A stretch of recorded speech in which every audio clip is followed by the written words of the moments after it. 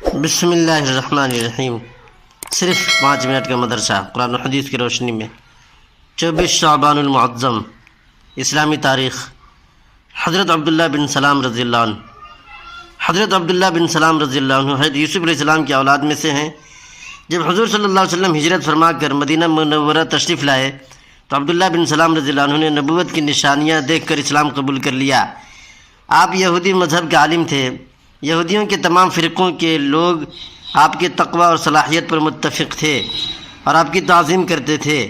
حضرت عبداللہ بن سلام رضی اللہ عنہ فرماتے ہیں کہ جیسے ہی میں نے مدینہ میں حضور صلی اللہ علیہ وسلم کی آمد کی خبر سنی، فوراً خدمت میں حاضر ہو کر اسلام قبول کر لیا۔ گھر واپس آ کر میں نے اپنی بیوی اور بچوں کو اسلام کی دعوت دی، وہ بھی مسلمان ہو گئے۔ میری بوڑھی پھوپھی خالدہ میری دعوت سے مسلمان ہو گئی۔ پھر حضور صلی اللہ علیہ وسلم کے پاس آیا اور عرض کیا کہ یہود کے سرداروں کو دعوت دیجیے۔ آپ نے یہودیوں کے سرداروں کو بلایا اور اسلام کی دعوت دی، لیکن کسی نے بھی دعوت کو قبول نہیں کیا۔ حضرت عبداللہ بن سلام اسی وقت سامنے آئے اور رسول اللہ صلی اللہ علیہ وسلم کی تصدیق کی۔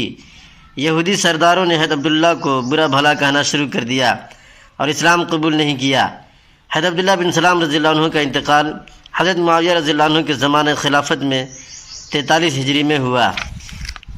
حضور صلی اللہ علیہ وسلم کا معجزہ، پاگل لڑکے کا ٹھیک ہو جانا۔ رسول اللہ صلی اللہ علیہ وسلم کی خدمت میں ایک عورت اپنے پاگل لڑکے کو لے کر حاضر ہوئی۔ رسول اللہ صلی اللہ علیہ وسلم نے لڑکے کے سینہ پر ہاتھ پھیرا اور اس کے لیے دعا فرمائی تو اس نے زور سے قے کی۔ اس کے بعد سے ہی وہ لڑکا اچھا ہو گیا اور پاگل پن دور ہو گیا۔ مشکات شریف۔ ایک فرض کے بارے میں جان بوجھ کر نماز قضا کر دینا۔ رسول اللہ صلی اللہ علیہ وسلم نے فرمایا جو شخص 2 نمازوں کو بلا کسی عذر کے ایک وقت میں پڑھے وہ کبیرہ گناہوں کے دروازوں میں سے ایک دروازہ پر پہنچ گیا۔ ایک سنت کے بارے میں دین پر جمے رہنے کی دعا۔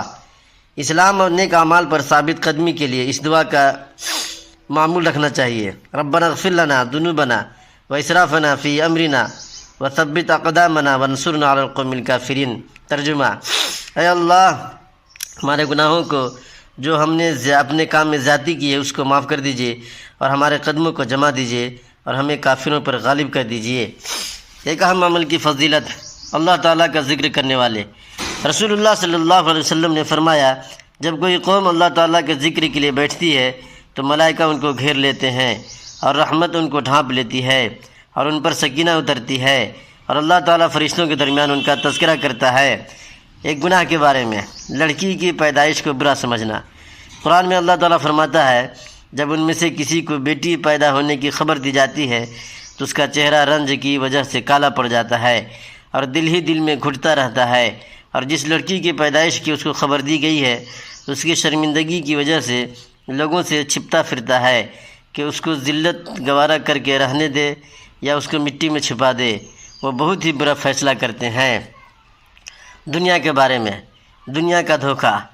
قرآن میں اللہ تعالیٰ فرماتا ہے اے انسان، تجھے اپنے رب کی طرف سے کس چیز نے دھوکہ میں ڈال رکھا ہے کہ تو دنیا میں پڑھ کر اسے بھلائے رکھتا ہے، حالانکہ اس نے تجھے پیدا کیا اور پھر تیرے تمام اعضاء ایک دم ٹھیک انداز سے بنائے، پھر بھی تو اس سے غافل ہے۔ آخرت کے بارے میں جہنمی کا جسم کیسا ہوگا۔ حضرت ابن عباس رضی اللہ عنہ فرماتے ہیں کیا تم جانتے ہو کہ دوزخوں کی چوڑائی کتنی ہے؟ حضرت مجاہد رحمۃ اللہ علیہ فرماتے ہیں کہ میں نے کہا نہیں۔ فرمایا ہاں، خدا کی قسم تم نہیں جانتے، دوزخیوں کے کان کی لو اور منڈے کے درمیان 70 سال چلنے کے بقدر فاصلہ ہوگا جس میں خون اور پیپ سے بھری وادیاں ہوں گی۔ طب نبوی سے علاج، مریض کا نفسیاتی علاج، سائیکالوجی کا علاج۔ رسول اللہ صلی اللہ علیہ وسلم نے فرمایا جب تم میں سے تم کسی مریض کے پاس جاؤ تو اس کی موت کے بارے میں تسلی کی بات کہو، کیونکہ تمہاری یہ گفتگو اگرچہ اللہ کے فیصلے کے تو نہیں بدل سکتی مگر اس مریض کے دل کو سکون پہنچائے گی۔ نبی پاک صلی اللہ علیہ وسلم کی نصیحت۔ رسول اللہ صلی اللہ علیہ وسلم نے فرمایا جب تم جنت کے باغات کے قریب سے گزرو تو خوب چرو۔ صحابہ نے عرض کیا جنت کے باغات کیا ہیں؟ رسول اللہ صلی اللہ علیہ وسلم نے فرمایا مسجدیں۔ پھر صحابہ نے پوچھا چرنا کیا ہے؟ تو رسول اللہ صلی اللہ علیہ وسلم نے فرمایا سبحان اللہ والحمد للہ ولا الہ الا اللہ واللہ اکبر کا ذکر کرنا۔ ترمذی شریف حدیث نمبر 3509۔ حضرت ابو ہریرہ رضی اللہ عنہ سے یہ حدیث مروی ہے۔